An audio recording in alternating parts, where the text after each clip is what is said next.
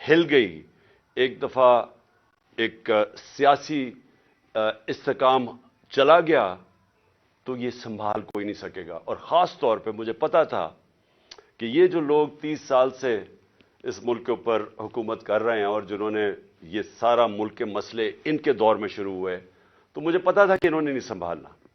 تو میں نے اپنی طرف سے پوری جو نیوٹرلز تھے ان کو پوری طرح میں نے آگاہ کیا، اور میں نے پھر سے میں بار بار یہ چیز اس لیے کہتا ہوں کیونکہ یہ ہمیں پتا تھا یہ ہونا ہے۔ اور شوکت ترین کو بھی جو فائنانس منسٹر تھے انہوں نے بھی پوری طرح سمجھانے کی کوشش کی کہ یہ نہیں سنبھلے گی، اور یہ بڑا مشکل سے ہم سنبھال کے بیٹھے ہوئے۔ اور کیوں مشکل تھی میں یہ بھی آپ کو بتا دوں، مشکل کیوں تھی۔ اسے کہتے ہیں کموڈٹی سپر سائیکل۔ اس کا مطلب ہے کہ ساری دنیا میں جو انرجی پرائسز ہیں، بجلی، تیل، پٹرول، کوئلہ، یہ ساری دنیا کے اندر ایک دم اوپر چلے گئے۔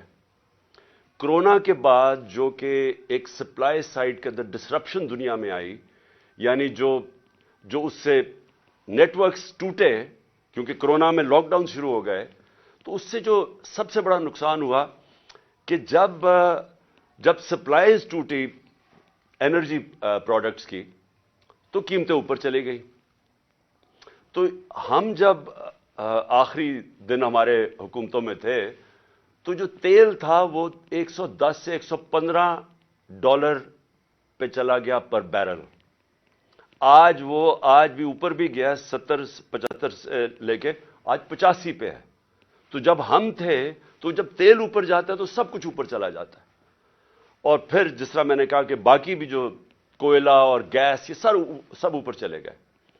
تو ہمارے لیے مشکل تھا بڑا، کیونکہ ہم بڑا بیلنس کر رہے تھے کہ ایک طرف لوگوں کو بھی مہنگائی سے بچائیں، لیکن امپورٹڈ انفلیشن آ رہی تھی باہر سے، جو بھی چیزیں باہر سے آ رہی تھی۔ اب گھی، وہ پام آئل اوپر چلا گیا تو گھی کی بھی قیمتیں، دالیں اوپر چلی گئیں، تو ہم بڑی مشکلوں سے بیلنس کر رہے تھے۔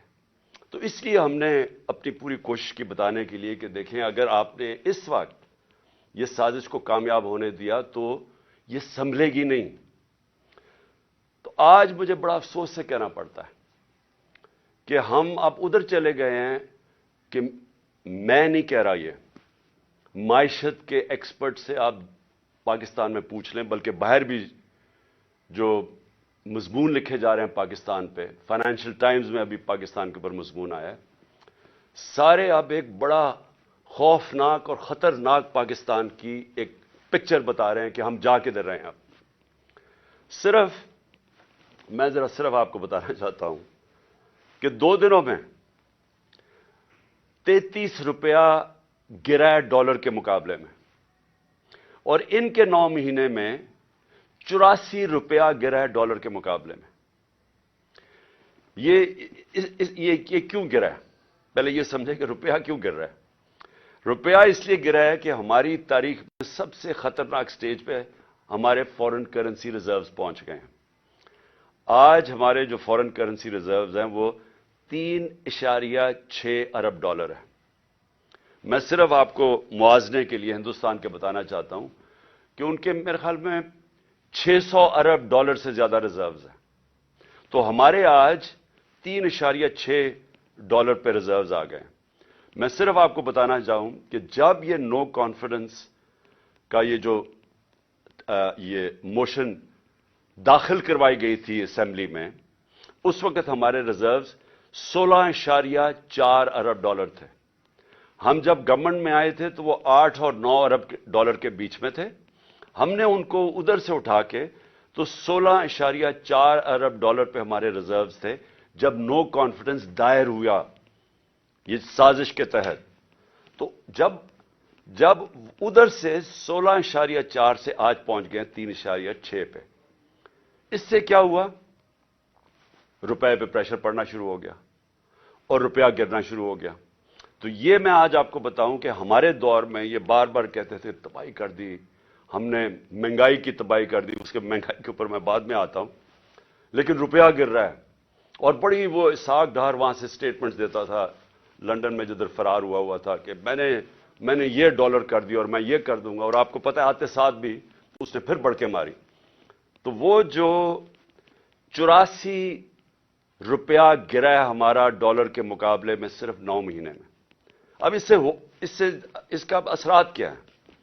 سب سے پہلے تو اس کے اثرات یہ ہیں کہ جو پاکستان میں رہنے والے ہیں، جن کا جینا مرنا پاکستان میں، جن کے روپے میں کماتے ہیں، جو تنخواہ دار ہیں اس ملک کے اندر، ان کے اوپر اب کیا اثر ہوا کہ اگر ان کے بینک میں پیسے پڑے ہوئے تھے تو ایک دم ان کے روپے کی قیمت گرنی شروع ہو گئی. یعنی جو روپیہ خریدتا تھا اس میں اب وہ کم چیزیں خرید سکے گا.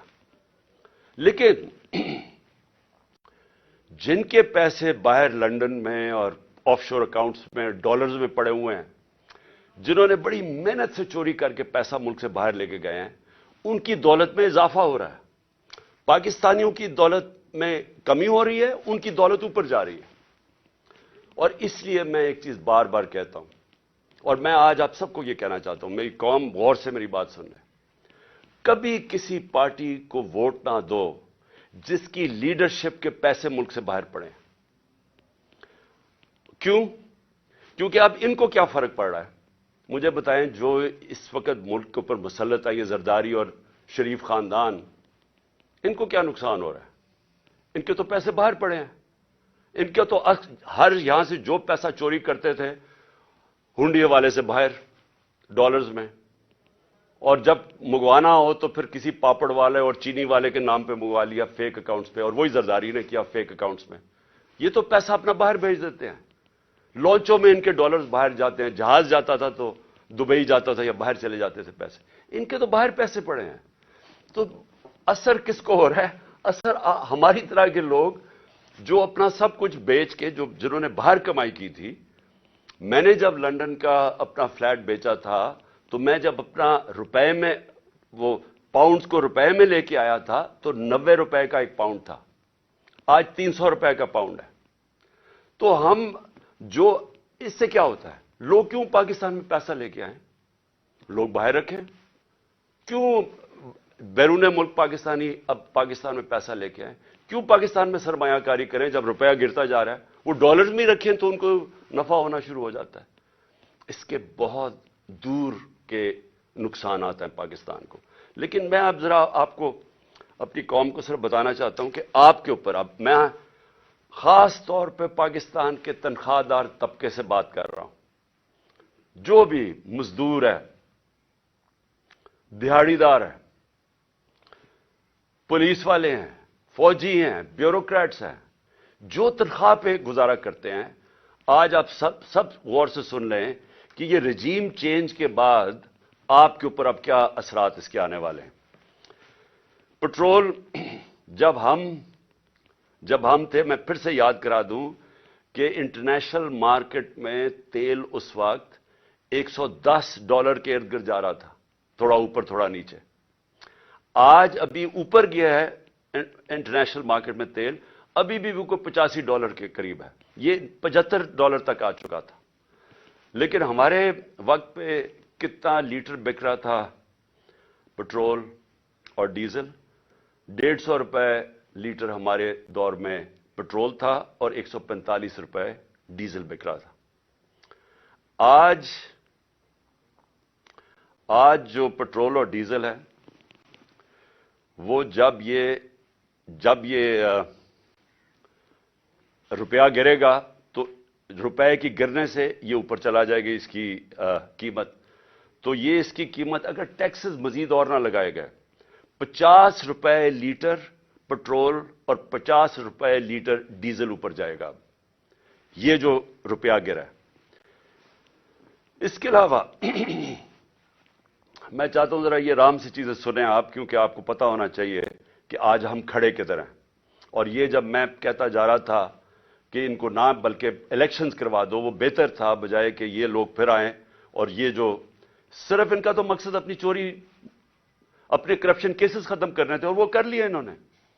تو یہ عوام کے لیے تو آئے نہیں تھے. عوام کو تو یہ اب جو چھوڑ کے گئے ہیں اب آپ کے سامنے.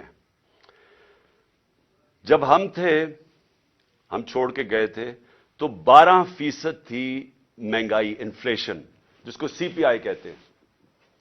کنزیومر پرائس انڈیکس اس وقت 12% تھی. آج وہ 35% پہ جائے گی.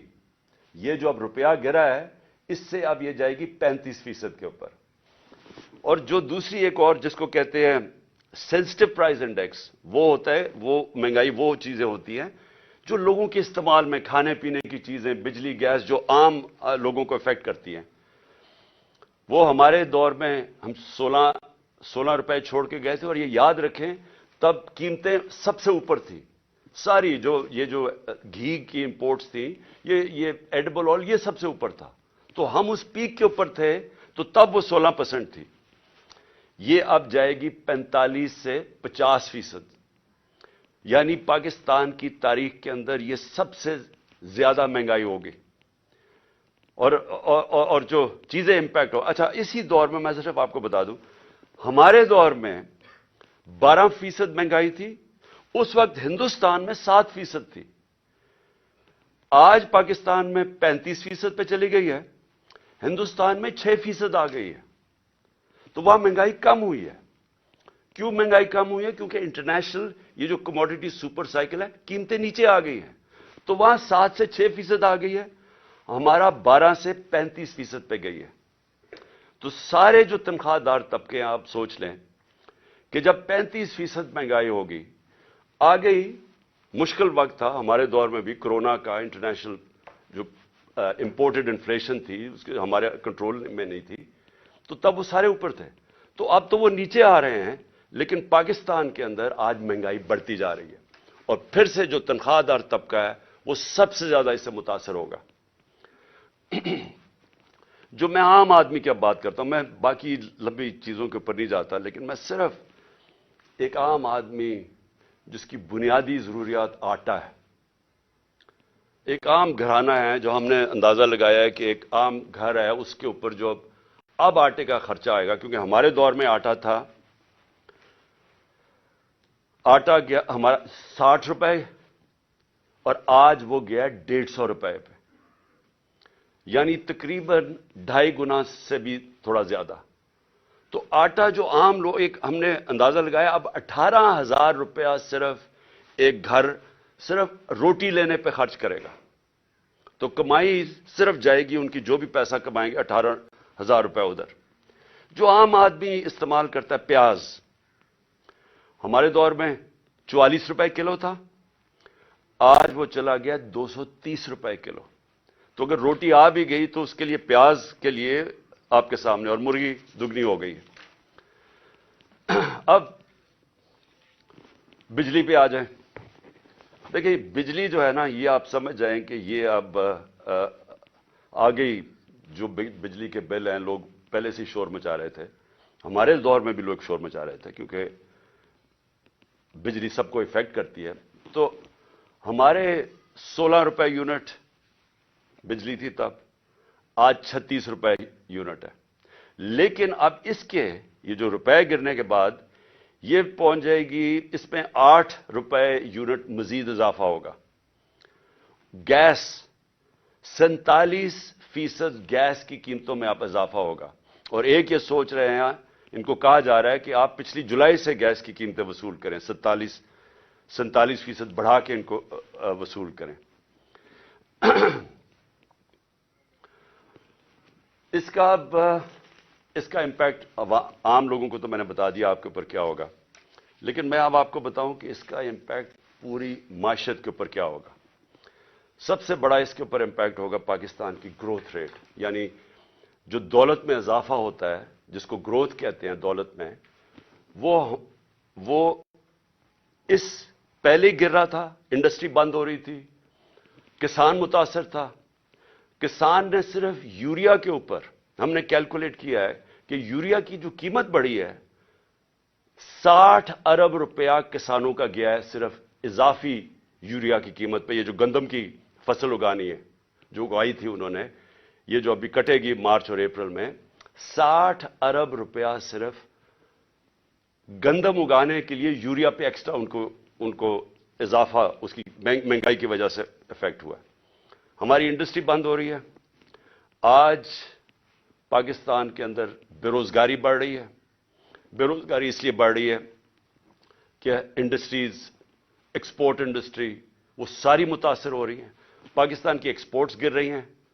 کیونکہ انہوں نے جو پالیسیز بنائی را مٹیریل بند کرنے کی سوچے سمجھے بغیر، اس سے متاثر ہوگی ایکسپورٹس. ریمیٹنسز جو باہر سے ڈالرز آ رہے تھے وہ کم ہو گئے، کیونکہ اتنا بڑا گیپ ہو گیا تھا اس میں. ایک تو وجہ انہوں نے اس لیے کم کیا ہے، اس لیے انہوں نے یہ روپے کو گرایا. یہ ہے جی، میں صرف باقی چیزوں پہ آنے لگا ہوں، لیکن یہ ہے پاکستان کی اکنامک سروے. یہ ہر سال گورنمنٹ جو معیشت کے اوپر ایک ڈاکیومنٹ بناتی ہے. مئی کے اندر یہ ڈاکیومنٹ پبلش ہوئی ہے، یعنی کہ اس حکومت نے یہ ڈاکیومنٹ بنائی ہے، اکنامک سروے. یہ ذرا اکنامک سروے آپ کھول کے دیکھ لیں. اس میں آپ کو جو چیزیں نظر آئیں گی کہ اپریل میں پاکستان مارچ اپریل میں کدھر کھڑا تھا. آپ کو حیرت ہوگی کہ اس سب کے کرونا کے باوجود 2 سال کرونا، انٹرنیشنل پرائسز سب سے زیادہ اوپر، جس کو میں بار بار کہتا ہوں energy prices, commodity super cycle, وہ سب سے زیادہ. اس کے باوجود اس رپورٹ میں پاکستان کی چوتھے سال میں 6% گروتھ ریٹ ہوئی، 6% پاکستان کی اکانومی بڑھی. آج یہ جو میں آپ کو بتا رہا ہوں، یہ 0 سے بھی نیچے چلی جائے گی، یہ منفی میں چلی جائے گی گروتھ ریٹ. ابھی جس طرح انڈسٹری بند ہو رہی ہے، جس طرح کسان متاثر ہو رہا ہے، جس طرح ہماری سروسز امپیکٹ ہو رہی ہے، ساری بزنس سلو ڈاؤن ہے، تو یہ تو اب بالکل نیچے چلی جائے گی. اس کا کیا امپیکٹ پڑے گا؟ روزگار کے اوپر. ہماری ایک نوجوان آبادی ہے. مجھے بڑا فخر تھا کہ ہمارے دور میں 18 لاکھ نوکریاں ہم ہر سال مزید بڑھاتے تھے، اور ہم نے اپنے 3 سال میں 55 لاکھ نوکریاں بڑھائیں. میں پھر سے کہتا ہوں، یہ کرونا کا دور تھا، جب لاک ڈاؤن کا دور تھا، اس میں ہم نے 55 لاکھ نوکریاں بڑھائیں. ابھی صرف ٹیکسٹائل والوں سے پوچھ لو، باقی چیزیں چھوڑیں، صرف ٹیکسٹائل انڈسٹری سے پوچھ لو کہ ان کو کتنا نقصان ہوا ہے، ان کی کتنی زیادہ بے روزگار ہوئے ہیں صرف ٹیکسٹائل ورکرز. ہمارے دور میں ٹیکسٹائل انڈسٹریز کو ورکرز نہیں ملتے تھے، مزدور نہیں ملتے تھے. آج یہ حالات ہے، آپ فیصل آباد جا کے دیکھ لیں تو آپ کو نظر آ جائے گا کہ کس طرح کی بے روزگاری ہے اور مزید آگے آ رہی ہے. یہ جو اسی میں سروے میں ہماری جو لارج اسکیل مینوفیکچرنگ ہے تقریباً 12% تھی. یہ 17 سال کے بعد ہماری انڈسٹری بھی اوپر گئی، ہماری زراعت بھی اوپر گئے، ہماری سروسز انڈسٹریز بھی اوپر گئی. ریکارڈ ٹیکس کلیکشن ہوئی. ہمارے جو جس ریٹ پہ ہمارا ٹیکس بڑھ رہا تھا، یہ بھی ریکارڈ تھا پاکستان میں. 6000، یہ اس میں سب کچھ ہے، 6000 ارب روپے سے اوپر ہمارا ٹیکس کلیکشن ہو گئی. تو ہر چیز جب اوپر جا رہی تھی، جب یہ چینج آیا.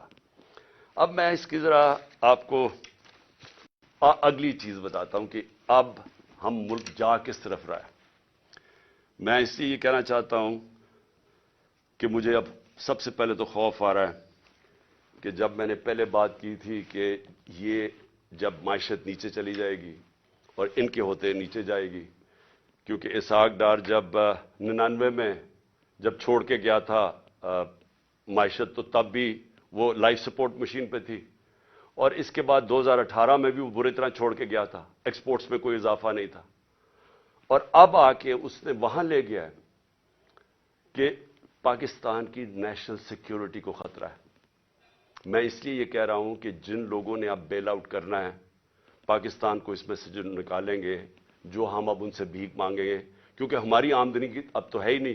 جدھر سے ہم نے ڈالر کمانے تھے وہ تو نیچے جا رہے ہیں، ریمیٹنسز، اور اگر ایکسپورٹس نیچے جا رہی ہے تو ہمارے تو ڈالر کم ہو رہے ہیں اب. تو اب ہم نے کسی سے ہاتھ پھیلا کے جو بھی مدد مانگیں گے، یہ یاد رکھیں کہ وہ ایک قیمت مانگیں گے.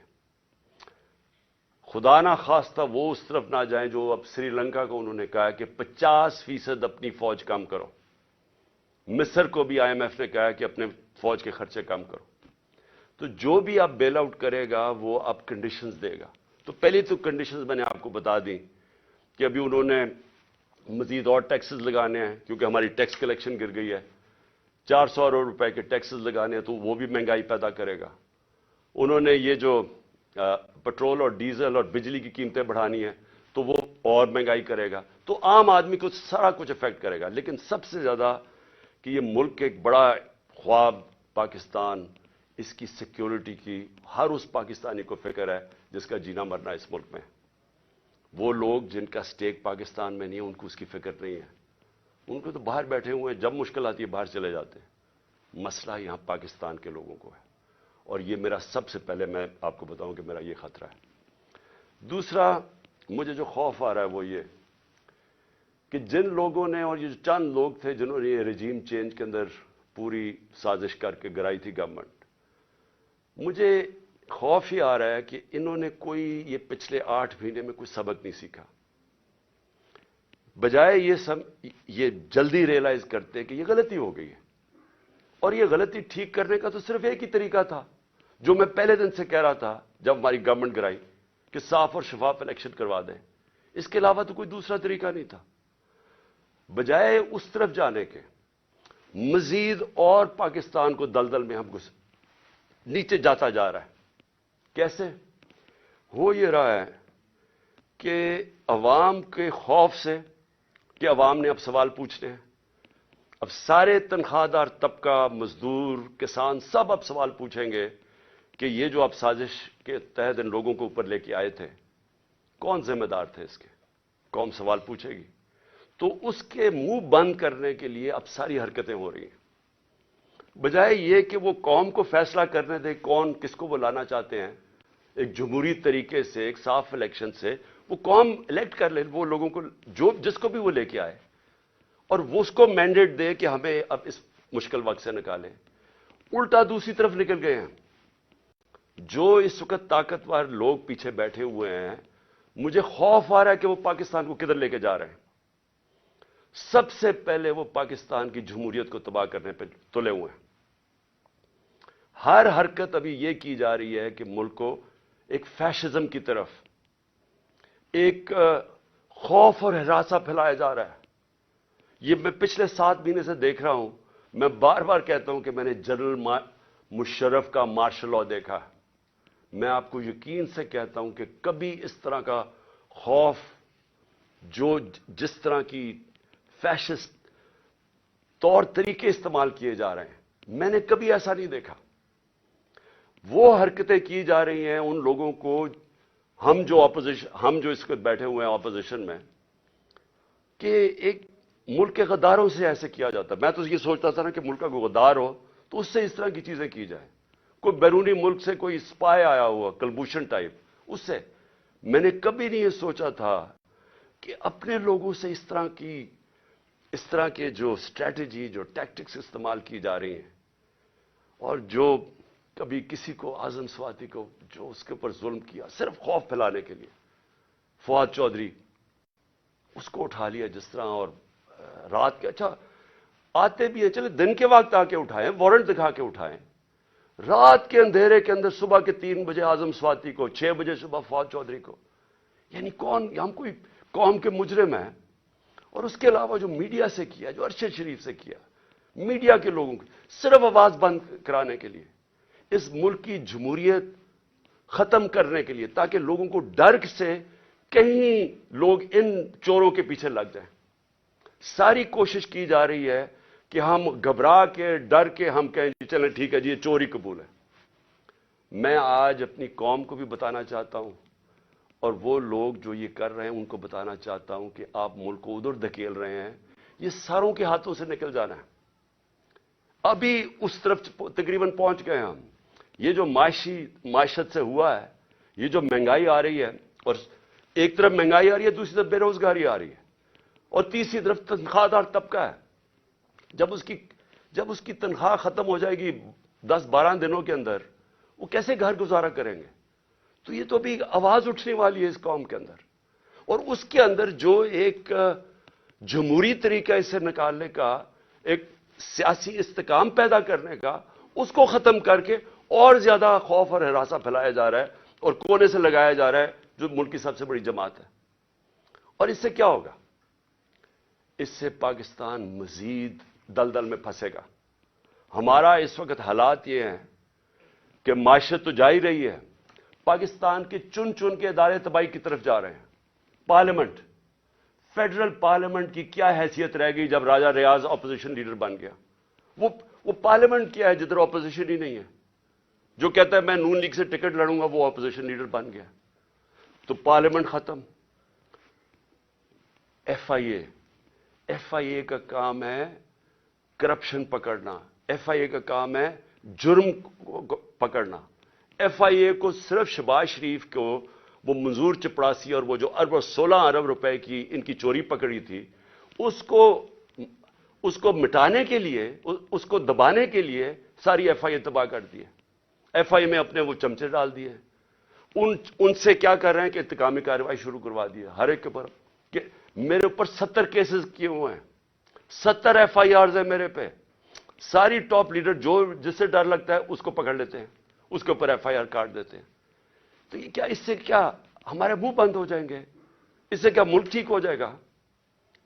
ایف آئی اے، نیب جس نے ہمارے دور میں 480 ارب روپیہ ریکور کیا تھا 3.5 سالوں میں ملک کے لیے، 480 ارب روپیہ. آج 1100 ارب روپیہ جو نیب نے ریکور کرنا تھا وہ معاف کروا دیا چوروں کا، اور نیب کو پھر استعمال کر رہے ہیں. خیر وہ تو ٹوتھ لیس باڈی ہے، اس کے تو اپنی چوری بچانے کے لیے اس کو بھی ختم کر دیا ہے. یعنی لائسنس دے دیا ہے پاکستان میں وائٹ کالر کرائم کو. آج طاقتور اب چوری کرے گا جو ملک سے پیسہ باہر بھجوا دیتا ہے، نیب کی کوئی اب طاقت نہیں رہے گی اس کو پکڑنے کے لیے. صرف چھوٹے چور اب پکڑے جائیں گے. ہماری عدلیہ، ہمارا انصاف کا نظام، اس کے اوپر جتنا پریشر ڈالا ہوا ہے، اور صرف پریشر کس لیے ڈالا ہوا ہے کہ رول آف لا کے لیے نہیں، رول آف لا نہ آئے اس کے لیے پریشر ڈالا ہوا ہے. اور ہمارے سامنے ابھی یہ جو کیئر ٹیکر گورنمنٹ بنی ہے، میں اس کے اوپر آنا چاہتا ہوں کہ پہلے تو قوم کو سمجھ آنی چاہیے کہ کیئر ٹیکر گورنمنٹ کا مطلب ہی ہوتا ہے نیوٹرل امپائر. یہ لے کے کیئر ٹیکر گورنمنٹ اس لیے آئے تھے کہ کسی کو یہ خوف تھا کہ جی جو سٹنگ پارٹی الیکشن کروائے گی وہ صاف اور شفاف الیکشن نہیں کروائے گی، اور اس لیے کیئر ٹیکر گورنمنٹ کا آئیڈیا آیا. لیکن میرا پوائنٹ یہ ہے کہ کیا یہ جو شرمناک ہو رہا ہے کیئر ٹیکر گورنمنٹ کے نام پہ، یہ کبھی پاکستان کی تاریخ میں پہلے ہوا ہے؟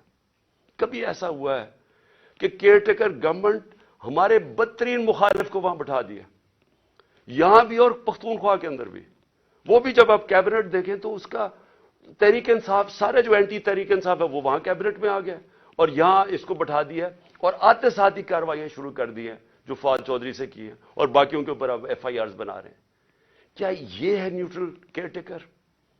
یعنی کوئی قوم کو اتنا بیوقوف سمجھا ہوا ہے کہ آپ ایک طرف نیوٹرل امپائر کھڑا کر رہے ہیں اور بدترین ہمارے مخالف یہاں کھڑے کر دیے لا کے. اور پھر کیئر ٹیکر گورنمنٹ کیا کرتی ہے؟ میں ایک کیس صرف بتانا چاہتا ہوں، یہ جو جے آئی ٹی کا ہے. اب جے آئی ٹی بنی تھی، میں پہلے بھی اس کے اوپر بات کر چکا ہوں. یہ بنی تھی جو میرے اوپر حملہ ہوا، جو مجھے قتل کرنے کی طاقتور لوگوں نے جو سازش کی، اور جو میں ابھی بھی میری ٹانگ اس سے ریکور کر رہی ہے، میری ہڈی پوری طرح نہیں ابھی تک جڑی. تو وہ کیئر ٹیکر گورنمنٹ تو بننا چاہیے تھا ان کو کہ صرف الیکشن کروانے کے لیے. اس نے آتے ساتھ ہی پہلے تو انتقامی کارروائی شروع کی، جو آن گوئنگ سکیمز وہ ختم کر دی ہماری، سب غیر قانونی. جو ڈپارٹمنٹس کے ہیڈ لگے ہوئے تھے، جو نان پولیٹیکل لوگ تھے، ان کو ہٹانا شروع کر دیا. اور جو جے آئی ٹی ہے، جے آئی ٹی کو بند کر دیا. اب پروونشل جے آئی ٹی نے فائنڈنگز کی ہوئی تھی کہ ایک نہیں تھا، 3 شوٹر تھے. 2 جو ڈی پی او گجرات تھا اور جو سی ٹی ڈی کا ایس ایس پی تھا، ان دونوں نے پروونس کی جے آئی ٹی کی پروونس کی پولیس نے منع کر دیا کہ جی ہم اپنے فون بھی نہیں دکھاتے جن سے انہوں نے تصویریں لی تھی، اس کا ویڈیو بنائی تھی جو شوٹر تھا ندیم. اور جب انہوں نے یہ ثابت کر دیا 3 شوٹر ہیں، تو وہ ساری جو پورا بنایا ہوا تھا طاقتور لوگوں نے بیانیہ، وہ ختم ہو گیا. تو یہ ضروری تھا کہ طاقتور لوگ سب سے پہلے جو اس حکومت کے پیچھے ہیں کہ جے آئی ٹی کو ختم کریں. اب جے آئی ٹی کا جو انہوں نے ایک اینٹی کرپشن کا آدمی لے کے آئے، ندیم سرور، اس نے کیا کیا ہے، اس نے آتے ساتھ ہی سسپینڈ کر دیا جو انویسٹیگیٹنگ آفیسر تھا، اور سارا جو جے آئی ٹی کا ریکارڈ ہے وہ سیل کر دیا. کس چیز کا ڈر ہے؟ میں یہ سوال پوچھتا ہوں کہ اگر کسی نے کوئی غلط کام نہیں کیا تو ان کو ڈر کس چیز کا ہے؟ آخر ایک سب سے بڑی پارٹی کے ہیڈ ایکس پرائم منسٹر کو قتل کرنے کی کوشش کی گئی ہے. یہ انویسٹیگیشن کیوں بند کی جا رہی ہے؟ آپ چیلنج کر سکتے ہیں بعد میں جب جے آئی ٹی کا رزلٹ آئے تو عدالت میں پیش ہو رہا ہے, تو اس کے اوپر پوری دوسری طرف کی سائڈ کی آ سکتی ہے. لیکن انویسٹیگیشن کیوں بند کر رہے ہیں؟ کیوں اتنا خوف زدہ ہے؟ اور میں آج اپنی ساری قوم کو یہ بتانا چاہتا ہوں کہ دیکھیں, مجھے جب پہلی دفعہ پتا چلا جب ہماری گورنمنٹ ہٹائی گئی تو مجھے پتا چلا کہ مجھے قتل کرنے کی سازش ہوئی ہے. میں نے ویڈیو بنا کے باہر بھیج دی. 4 لوگ تھے بند کمروں میں جنہوں نے فیصلہ کیا مجھے قتل کرنے کا, اور میں نے بتا دیا اور پبلک جلسے میں بتایا کہ یہ میں نے کر دیا اور اگر مجھے کچھ ہوگا تو یہ ویڈیو ریلیز ہو جائے گی. اس کی وجہ سے وہ پیچھے ہٹ گئے. اگلا انہوں نے پلان بی بنایا, دینی انتہا پسند کے نام پہ مجھے قتل کیا جائے. وہ بھی مجھے پتا چل گیا. میں نے تب جا کے 2 پبلک جلسوں کے اندر بتایا کہ یہ کرنے لگے ہیں. پہلے انہوں نے ویڈیو بنائی, پھر میرے اوپر پوری سازش کی, پوری کیمپین بنائی کہ جی اس نے توہین کر دیا مذہب کی. وہ پوری سازش چلی اور اس کے بعد میں نے پہلے بتایا اور پھر انہوں نے تقریباً کامیاب ہو گئے تھے. تو اللہ کا کرم ہے, بچانے والا, زندگی دینے والا. اب یہ تیسرا پلان سی بنا ہے. آصف زرداری اس کے پیچھے ہے. کرپشن کا پیسہ اس کے پاس بے تحاشا ہے. سندھ حکومت سے یہ باقاعدہ, سندھ حکومت سے جو پیسہ لوٹتا ہے وہ یا الیکشن کے اوپر لگا دیتا ہے یا سینٹ کے الیکشن میں ایم پیز کو خریدنے پہ لگا دیتا ہے. جو بھی الیکشن آزاد کشمیر کا, گلگت بلتستان, بے تحاشا پیسہ پھینکتا ہے کیونکہ چوری کا پیسہ ہے. یہ پیسہ اس نے لگایا ہے ایک دہشت گرد تنظیم کو, اس نے پیسہ دیا ہے. سہولت کار اس میں طاقتور ایجنسی کے لوگ ہیں جو یہ مل کے 3 طرف یہ فیصلہ ہوا ہے اور انہوں نے اگلی واردات کرنی ہے. میں آج اپنی قوم کو بتا رہا ہوں اور میں اس لیے بتا رہا ہوں کہ میں جو نام میں نے دیے ہیں وہی نام وہ بھی آئیں گے اور آصف زرداری کے علاوہ. تو میں اس لیے یہ کر رہا ہوں کہ زندگی موت تو اللہ کے ہاتھ میں ہے. میں نے تو نکلنا ہے, جیسے میں ٹھیک ہوں گا. میں نے تو اب الیکشن کیمپین پہ نکل جوں گا, نہیں تو ویسے کیمپین پہ نکلوں گا. لیکن میں تو بند میں نہیں ہوں گا. لیکن مجھے کچھ ہوا تو ساری قوم کو پتا ہونا چاہیے کہ کون لوگ تھے جنہوں نے یہ کروایا, تاکہ میری قوم ان کو معاف نہ کرے, یہ انجوائے نہ کر سکے اس کے بعد زندگی. تو میں اس لیے ان کے نام لکھیں. لیکن میں اور اب آخر میں جو چیز کہنا چاہتا ہوں یہ دیکھیں, اس وقت جو سب سے یہ جو فیشزم, جمہوریت کی تباہی, پارلیمنٹ کی تباہی, اداروں کی تباہی, صرف ایک مقصد کے لیے کہ ان کی چوری چھپ جائے, ان چوروں کی, اور کسی طرح عمران خان اور تحریک انصاف کو ہرایا جائے یا عمران خان کو راستے سے ہٹایا جائے. تو یہ سب کچھ اس ملک کو تباہی کی طرف دھکیل رہے ہیں ایک ہی وجہ سے. خوف یہ ہے کہ کہیں پتہ نہ چل جائے کہ جو اصل سازش کی, یہ جن لوگوں نے یہ جو سب کچھ کیا ہے, وہ اس کو بچانے کے لیے اب یہ ساری ایک غلطی کر کے بجائے وہ غلطی ٹھیک کریں, مزید اور غلطیاں ہوتی جا رہی ہیں. میں جو آخر میں اپنی عدلیہ سے اور اپنی عوام سے 2 چیزیں کہنا چاہتا ہوں. اپنی عدلیہ سے, ساری قوم آپ کی طرف دیکھ رہی ہے. یہ پاکستان کے ڈیفائننگ مومنٹس ہیں. یہ وہ ایک قوم کی تاریخ میں فیصلہ کن وقت آ جاتا ہے جب ہر کوئی بے نقاب ہو جاتا ہے. یہ 8-9 مہینے کے اندر بہت لوگ بے نقاب ہوئے. وہ لوگ جو صحافت میں تھے, جو اداروں میں بیٹھے ہوئے تھے, سیاستدان, سب بے نقاب ہو گئے. سب سے پہلے تو یہ شکر ہے قوم کو پتہ چل گیا کہ اسحاق ڈار اور شہباز شریف, وہ پنجاب سپیڈ اصل میں کیا تھی وہ اشتہاروں میں تھی, اور اسحاق ڈار کتنا بڑا جینیس وہ سب کو پتہ چل گیا. لیکن اس وقت یہ عدلیہ کا بہت بڑا امتحان ہے. ہم سب آپ کی طرف دیکھ رہے ہیں. یہ ٹائم ہے آپ کو اس ملک کی جمہوریت اور ہمارے فنڈامنٹل رائٹس کو بچانا. جس طرح کی کیئر ٹیکر گورنمنٹ بنائی گئی ہے, یہ توہین ہے اس قوم کی, یہ ہماری آئین کی توہین ہے. یعنی ایسے لوگوں کو بٹھا دیے لا کے, یہ کیسے نیوٹرل ہو گئے جو آپ کے بدترین دشمنوں کو اوپر لا کے بٹھا دیا, اور پھر الیکشن نہیں ہو رہا ہے. آئین بڑا کلیئر ہے کہ 90 دن میں الیکشن ہونے ہیں, اس میں کوئی گنجائش نہیں, اور جو نہیں کرواتا آرٹیکل 6. یہ سیدھا سیدھا ہے. تو اس سٹیج کے اوپر یہ گورنمنٹ پوری طرح کوشش کر رہی ہے کہ الیکشن نہ ہو. ان کو کوئی فکر نہیں ہے جمہوریت اور آئین کی. ان کو صرف پڑی ہوئی ہے کہ ان کی کسی طرح ڈرے ہوئے ہیں الیکشن سے, عوام سے ڈرے ہوئے ہیں, اور ان سے بچنے کے لیے ان کو کوئی فکر نہیں ہے کہ عوام کی مینڈیٹ کیا ہوتا ہے, ان کو کوئی فکر نہیں ہے کہ آئین کیا ہوتا ہے, رول آف لا کیا ہوتا ہے, ان کو کوئی فکر نہیں ہے. پیسہ بچانا ہے انہوں نے. اور انہوں نے, میں آج آپ کو کہہ رہا ہوں, جیسے ہی مشکل وقت آ گیا باہر بھاگ جائیں گے ملک سے, کیونکہ ان کے سٹیکس پاکستان میں نہیں ہیں. تو جن کے سٹیکس پاکستان میں ہیں, میں اپنی عدلیہ سے کہنا چاہتا ہوں کہ ہم آپ کی طرف دیکھ رہے ہیں. دونوں ملک کے آئین کو بھی پروٹیکٹ کریں, ہمارے فنڈامنٹل رائٹس کو پروٹیکٹ کریں. اگر آپ اس وقت نہیں کریں گے تو یہ ڈسینڈ ہو رہا ہے, تقریباً بنانا ریپبلک کی طرف چلا گیا. جو جس طرح کی 7 مہینے میں نے پاکستان میں حرکتیں دیکھی, بنانا ریپبلک کی طرف تقریباً پہنچ گیا. اور دوسرا, میں اپنی عوام کو کہنا چاہتا ہوں کہ دیکھیں, آپ کے لیے یہ اب ایک فائنل آزادی کی جنگ ہے, حقیقی آزادی کی.